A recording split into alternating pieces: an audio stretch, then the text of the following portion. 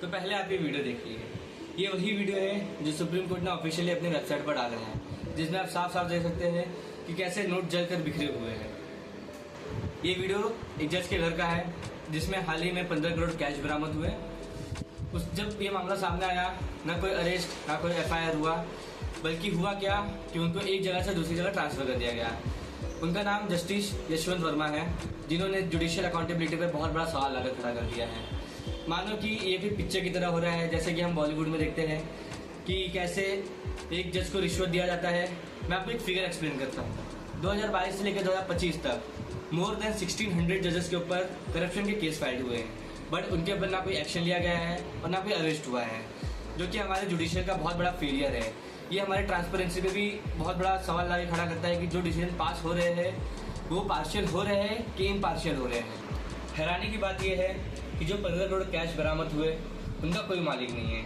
अगर middle class family की बात करूँ तो 15 करोड़ बहुत बड़ा अमाउंट होता है, लेकिन सोचने की बात यह है कि एक जज के घर में से 15 करोड़ कैश बरामद हुए, लेकिन उसका मालिक कोई नहीं है, वो लावारिस है। अगर मैं सुप्रीम कोर्ट के गाइडलाइंस के हिसाब से बात करूँ तो एक जज की सैलरी महीने की 2.5 लाख होती है, और ये हैरानी की बात है कि 2.5 लाख कमाने वाला इंसान के घर में से 15 करोड़ कैश वो भी जले हुए बरामद हुए हैं। ये बहुत बड़ा सवाल लाके खड़ा करता है कि 2.5 लाख कमाने वाला इंसान 15 करोड़ कहाँ से अफोर्ड कर सकता है। ये जो हादसा हुआ है ये 14 से 15 तारीख के रात में हुआ है, और जब ये हादसा हुआ उस वक्त सिर्फ उनकी बेटी और उनकी मम्मी घर पे थी, और ये उनके बंगलों में आग नहीं लगी थी, सर्वेंट रूम के स्टोर रूम में उनके आग लगी थी। और कहने वाली बात यह है कि जब आग लगी 3-4 दिन तक इसके ऊपर कोई बात नहीं हुआ था, लेकिन अचानक से इसके कुछ वीडियोस सोशल मीडिया पे वायरल होने लगे, तब जाके इसके ऊपर सबकी नज़र पड़ी कि ऐसा ऐसा कैश बरामद हुआ है।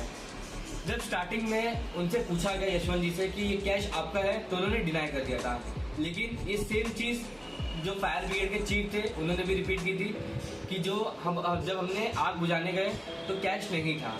बट जब पुलिस इंक्वायरी बैठी और जब उनके ऊपर प्रेशर बनाया गया, तब चीफ जस्टिस जो चीफ थे उनका स्टेटमेंट चेंज हो गया और उन्होंने बोला कि पैसों की बोरी पहले से पड़ी हुई थी।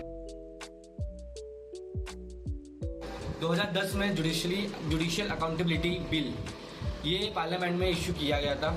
अगर ये एक बार पास आउट हो जाता तो जितने भी जजेस हैं उनको अपना असेट्स ईयरली बेसिस पे दिखाना पड़ता कि उनके असेट्स में कितना इंक्रीज हो रहा है एंड कितना डिक्रीज हो रहा है। बट वही चीज़ है, ये बिल पास नहीं हुआ। इसका सबसे बड़ा रीज़न यही था कि ये करप्शन को ख़त्म कर देता, और इंडिया मीन्स करप्शन। तो अगर ये बिल पास हो जाता तो हमारे इंडिया में आज जो भी ये केस हो रहे हैं, जो भी मोर देन 1600 केस हुए, ये शायद नहीं होते। इसी हादसे को देखते हुए मुझे एक मुहावरा याद आ रहा है, पुराने ज़माने का है, बट ये सिचुएशन के ऊपर बहुत फिट आता है। कहते हैं ना कि इंसाफ मिलना ही नहीं चाहिए, इंसाफ मिलते हुए दिखना भी चाहिए, और हमारे भारत में ऐसा नहीं होता। तो वही चीज़ है, अब हम ये उम्मीद करते हैं कि ये जो भी ये हुआ है इंसिडेंट जस्टिस वाला, ये बहुत जल्दी सॉल्व हो जाए और ट्रांसपेरेंसी के साथ सॉल्व हो जाए, और मुझे ये बताने से फ़र्क पड़ता है।